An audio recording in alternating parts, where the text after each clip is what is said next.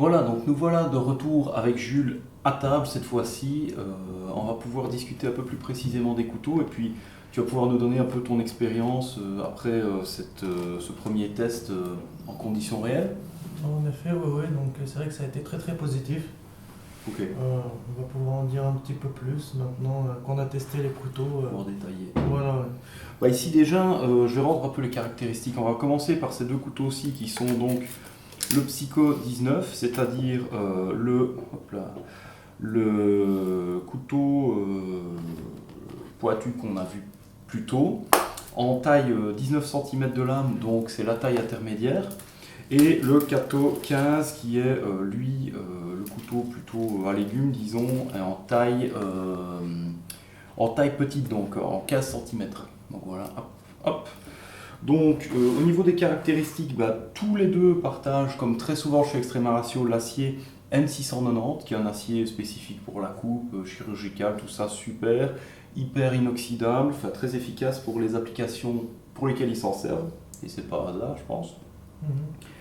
Ensuite, au niveau de la dureté, on a un 58 HRC pour les deux, donc on est sur un niveau de dureté qui est juste bien parce que on a une certaine dureté pour avoir un bon tranchant, mais sans avoir non plus une lame qui devient cassante. La lame est assez souple, reste assez souple, donc c'est vrai que c'est assez agréable à couper pour faire certains travaux, quoi. Ouais, tout à fait. Au niveau des profils, alors tu me disais, ceci c'est profil Santoku, c'est ça? Voilà, donc celui-ci c'est plutôt profil Sontoku et celui-ci on appellerait plutôt ça un éminceur. Ok. Là, juste l'histoire d'avoir les dimensions. Donc ici, on est à 157 157 mm de lame, donc 15,7 cm. 4 mm d'épaisseur au dos, c'est-à-dire que comme d'habitude chez Extrema Ratio, voilà, on a un barreau vraiment de 6 mm 3, et ici il est réduit à une épaisseur de 4 sur le dos, avec une émouture plate, donc ce qui va permettre d'avoir un tranchant hyper effilé à terme, et puis de réduire pas mal le poids de la lame en fait. Je pense que ça aussi tu avais vu. C'est vrai qu'ils sont assez légers, quoi. De la même façon ici, bah, même chose, même dimension, on est à 6 mm 3 puis 4. Et ici on a vraiment le dos qui va être affiné, comme on peut voir, pour vraiment piquer efficacement. Et mouture plate aussi. Et longueur de la lame, là on est à 20 cm.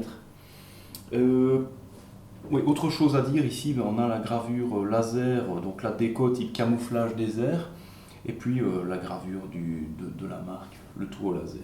Ouais. Euh, Au niveau de la construction, on a une poignée Forpren et qui a l'avantage d'être démontable. Alors ça justement, bon a priori, au niveau tactique, on n'y pense pas nécessairement, mais au niveau cuisine, ça a son importance. Ouais, c'est vrai que ça a son importance car on nous demande tout le temps d'avoir des couteaux extrêmement propres et souvent il y a beaucoup de résidus qui restent au niveau du manche à ce niveau-là et c'est vrai que c'est assez galère à nettoyer. Là, le problème est vite résolu, il suffit juste d'enlever la petite vis qui est elle aussi en inox, donc il n'y a aucun souci de corrosion et il se démonte complètement. Et on va pouvoir le passer à la machine à laver sans aucun problème. Ça, c'est génial, quoi. Et autre chose qui est assez intéressant pour la cuisine, c'est que la lame est monobloc avec le manche ici à l'intérieur. Ce qui fait que ça garantit une solidité vraiment énorme. Et ça, c'est vraiment agréable. Juste histoire de faire la démonstration, ici ben, on va s'en démonter un, hein. Donc Ouais. simulation, imaginons qu'on a fini de cuisiner, on va venir avec la petite clé Allen. Démonter simplement la vis ici.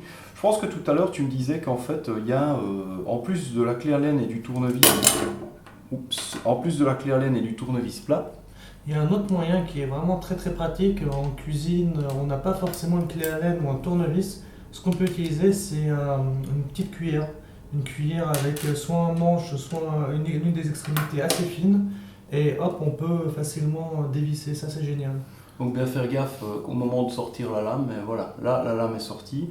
On va avoir la possibilité de le passer au lave-vaisselle ou n'importe quoi, une fois que c'est fait. On voit bien l'épaisseur de la lame du manche. C'est vraiment génial, quoi. Hop, sur fond noir en mieux. Donc Voilà. quand on a besoin de vraiment y aller en force, ça permet d'être Avoir une sûr, solidité voilà, optimale. d'être sûr que le couteau ne s'abîme pas. Donc je vais juste faire le remontage. Hop. Je reviens avec ma petite clé. 2-3 tours, plus si affinité, hein, mais l'idée c'est que je vais avoir un couteau qui va être quand même assez rapide à monter, démonter. Voilà, ici tout est déjà fait, donc voilà, il n'y a plus qu'à continuer à l'utiliser si on en a besoin. Et donc voilà, on va avoir une solidité qui est optimale et une facilité de nettoyage. En effet, ouais. Au niveau du poids, ici on est à 279 grammes pour le Kato 15, donc on voit un petit peu la taille, et on va être à 280 grammes pour le Psycho 19, donc qui est la taille moyenne, qui existe aussi en 24 cm et aussi en 15 comme le Kato, et le Kato lui aussi existe aussi en 19 et en 24 cm. A savoir aussi qu'ici on est sur une finition désert, donc avec la lame camouflage et la poignée couleur désert et l'étui en couleur désert en Cordura. Ce couteau existe comme tout le reste de la gamme aussi en noir avec l'étui cuir comme on a ici, et celui-ci qui est en noir existe aussi dans la version sable avec l'étui sable. Et justement au niveau des étuis, on a ici comme on peut voir, on va avoir un étui en cuir super qualité avec les couteaux en finition satin. S'ils vont avoir plusieurs avantages, tu vas pouvoir nous expliquer juste après. Je vais juste montrer aussi les étuis en finition désert. Eux donc sont en Cordura avec tout un système molle et un système de bande détachable. Donc je peux très bien décider de ne garder que cette partie-là, par exemple pour faire mon transport dans une sacoche et éviter que mon matériel ne s'abîme au contact d'autres pièces. Mais en fait, tu me disais tout à l'heure qu'il y a une autre utilité au niveau des étuis à laquelle, perso, je n'aurais pas directement pensé pour les couteaux de cuisine. Voilà, donc le gros souci en cuisine, quand on a des cuisines vraiment très grandes, c'est de transporter les couteaux en interne dans la cuisine. C'est assez dangereux d'accident, tout ça. C'est assez dangereux de se promener avec des couteaux, surtout quand on en a plusieurs ou quand on parcourt de grandes distances. Et donc le principe de l'étui résout ce problème-là. Il suffit juste de mettre le couteau propre, bien sûr, dans l'étui et de le mettre à la ceinture, la fameuse ceinture Extrema Ratio. Qu'on montrera juste après. Voilà, ouais. Et la ceinture hop, sous le tablier, elle est invisible et on peut se déplacer en toute sécurité. Ce que j'aimerais juste préciser, ce qui est génial aussi, c'est qu'il y a un petit trou de drainage. Ouais. Ici, voilà, donc même si le couteau est un petit peu humide, l'eau s'écoule. Ça, c'est vraiment génial. Cool, ouais. Justement pour éviter d'accumuler éventuellement de l'humidité et puis des bactéries, ce genre de trucs. Voilà, ouais. Et ici, autre truc à signaler que j'avais un petit peu oublié, l'étui est modulaire, c'est-à-dire qu'il suffit ici que, bon, c'est bien, ça tient bien, mais hop, que je tire un petit peu. On est sûr que ça ne va pas tomber. Non, ça non. Je tire un peu, je peux enlever cette partie ici avec le clip ceinture. Je pourrais aussi enlever la lanière de cuisse qui est ici et ne garder alors que cette partie ici qui va me permettre de transporter là aussi le couteau dans des conditions de sécurité optimales dans une sacoche ou autre. Ce qui est génial avec cet étui, c'est qu'on peut le mettre façon verticale par ici avec un passant ou sinon horizontale par ici. Ça, je vais juste repasser un petit peu plus près. Donc ouais. Ici, comme on voit, il y a vraiment le passant dans ce sens-là. Mais alors, une fois la pièce avec l'autre passant de ceinture enlevée, on a ici apparemment un trou dans lequel on peut passer la ceinture en horizontale aussi, quoi. Donc ça va être plutôt pratique. Donc là, ça va être un petit peu plus ta partie, puisque je voudrais bien, si tu veux bien, que tu nous expliques un petit peu la différence d'utilisation entre les deux profils qu'on a là. Donc je vais te faire un petit peu de place, mais donc je suppose, d'après ce que j'ai vu et de ce qu'on a vu en fait dans la vidéo, parce que normalement elle arrivera avant, que en fait chaque couteau va être un peu plus adapté pour l'une ou l'autre tâche. Donc d'après toi, qu'est-ce qui serait peut-être le truc par où commencer et puis vers où on va, quoi. D'accord. Donc les deux couteaux sont très polyvalents, ça c'est vraiment génial, très, très agréable. Je vais commencer par ce couteau-là. Donc celui-ci a une belle pointe, bien effilée, ce qui va permettre de travailler les viandes et les poissons, rentrer bien dans la viande pour pouvoir dégraisser, rentrer dans le poisson pour pouvoir lever le filet. C'est vraiment, vraiment très, très agréable. On peut aussi couper des légumes Ça, il n'y a aucun souci par rapport à ça. Ça permet de garder le bout de la lame au contact de la planche et d'avoir une stabilité pour... Grâce à la courbe de la lame. Voilà, oui, voilà. Ensuite, on a celui-ci qui est plutôt style Santoku. Il est un petit peu plus profilé, la lame. On voit qu'elle est un petit peu plus arrondie. Et l'extrémité est beaucoup plus large, ce qui va permettre de couper de gros légumes assez facilement. Ça, je mettrai peut-être quelques extraits justement Voilà, de ouais. coupe en gros plan, ça expliquera beaucoup mieux, même si tu expliques très bien. C'est gentil, merci. Et donc là, on perd un peu en pointe, mais on gagne un peu en largeur de lame au bout en fait, et en Voilà. arrondi. Voilà, donc Ok. après les deux couteaux sont vraiment très bien. C'est vraiment Au feeling. voilà, au feeling. Selon ce dont on a l'habitude, si on a l'habitude de couteau un petit peu plus pointu ou non, c'est à tester et à juger par soi-même. Et les deux. Donc si tu dois Très commencer bien. vraiment un set de couteaux, tu conseillerais plutôt quoi toi? Je conseillerais plutôt celui-ci parce qu'il est beaucoup plus polyvalent. Il va pouvoir permettre de bosser les viandes, les poissons et les légumes assez facilement. Ok. Donc après, il sera toujours temps de venir ajouter Voilà, un par la deuxième suite, profil pour avoir plus, une gamme un peu plus large, quoi. Voilà, ouais. Ok. Donc ouais, en termes d'usage, ben, on y est. Et au niveau ergonomie, est-ce que tu as constaté des trucs particuliers par rapport à ce que tu as l'habitude de manipuler?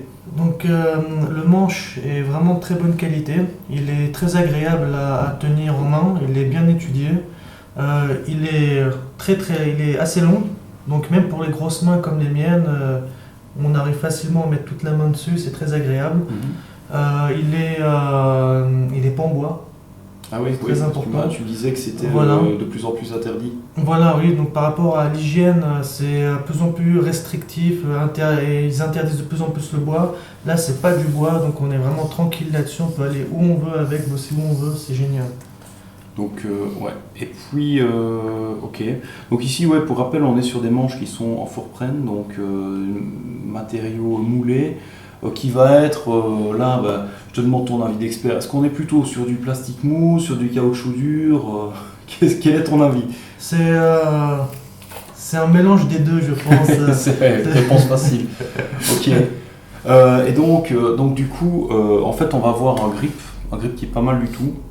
Je pense même avec les mains mouillées, il n'y a pas eu particulièrement Ah non, de même avec soucis les à ce mains niveau-là. mouillées, c'est vraiment génial, Ok. il n'y a pas de souci. Donc sinon, qu'est-ce que je voulais raconter? Oui, les prix, je vais quand même donner les prix. Alors donc plusieurs choses à savoir. Donc les deux sont disponibles dans l'une ou l'autre couleur. Ils sont tous les deux disponibles en 3 tailles. Donc ici on a la petite, la moyenne et la grande taille. Là j'en ai pas, mais c'est pas grave, votre séjour on aura l'occasion de les montrer. Au niveau des prix, la gamme noire est un petit peu plus chère tout simplement parce que comme ils utilisent du cuir de super haute qualité, ben, ça a tendance à augmenter un petit peu le prix. La gamme désert est donc un petit peu moins chère. Perso, je les trouve très jolies. Enfin, je trouve les deux très jolies. J'ai du Le mal. Moi, si design, je devais choisir entre les deux, j'aurais du mal, quoi. Vaut mieux acheter les deux comme ça. Ouais, pour être sûr. honnêtement, voilà, ouais. Donc 3 tailles dans chacun et chacune des deux gammes est disponible dans les deux couleurs. Au niveau des prix, donc pour le petit Kato, on est à 230,58 €. Et pour le moyen ici en Psycho, donc ça c'est le Psycho 19 et ça c'est le Kato 15, sachant qu'il y a aussi une version 24 pour chacun des deux couteaux. Pour le Psycho 19, on est à 361 €. Donc voilà un petit peu la gamme de prix dans laquelle on se situe. À savoir aussi que je pense qu'on est quand même sur quelque chose qui va tenir longtemps. Ouais, c'est un métal vraiment de très très bonne qualité, donc qui va s'user vraiment très lentement. Donc on va pouvoir garder un beau fil très longtemps et donc forcément garder ce couteau plusieurs dizaines d'années sans problème. Ok.